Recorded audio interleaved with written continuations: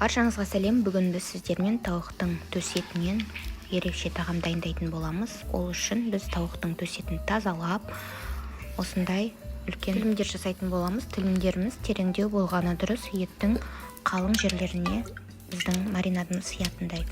Содан кейін ыдысымызға оливковое маслоны жағып, осылай щетканың көмегімен жағып шығамыз астына. Содан кейін дайын болған тауықтарымызды, кесілген, тілінген тауықтарымызды осылай майдың үстіне қоя береміз. Енді маринад дайындаймыз. Ол үшін бізге тұз, бұрыш, ащы бұрыш, паприка керек және соевый соус, соя тұздығы керек болады.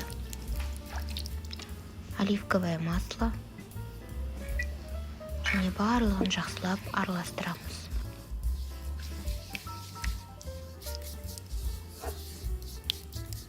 Келесі кезекте біз сырымызды тураймыз. Сырымыз барынша еритін, жақсы сыр болғаны дұрыс.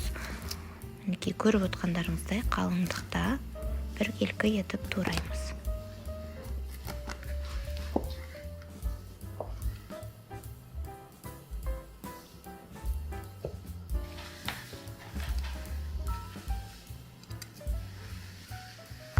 Келесі помидорымызды тураймыз.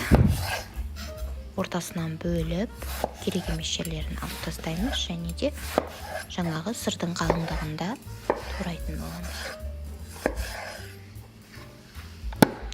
Мінекей біздің дайындап қойған төс етіміз, тұздығымызды щетканың көмегімен барлығын осылай жағып шығамыз.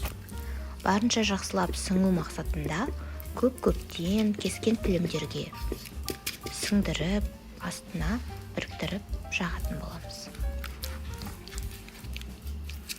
Содан кейін кесілген тілімге бір сыр және қызанақты қоятын боламыз. Мінекей барлық тілімдерге бірінші сырды қойып шықтым. Содан кейін қызанақтарды салып шығатын боламын.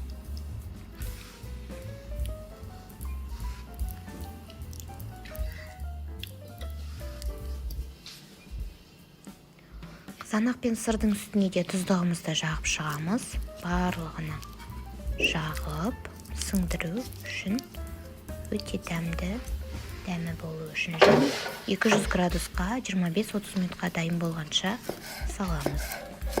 Бетіне көк пиязды тураймыз. Біркелкі етіп қиғаштау қылып турасаңыз өте әдемі болып тұрады. Асымыз дайын болды, сырымыз ерген, помидордың суы шықты, өте дәмді ас. Және қасына гарнир мен тұздық жасасаңыз, екіншіге беретін тағам болады. Ал дәл осылай закуска ретінде де столға қойсаңыз болады, кесіп-кесіп.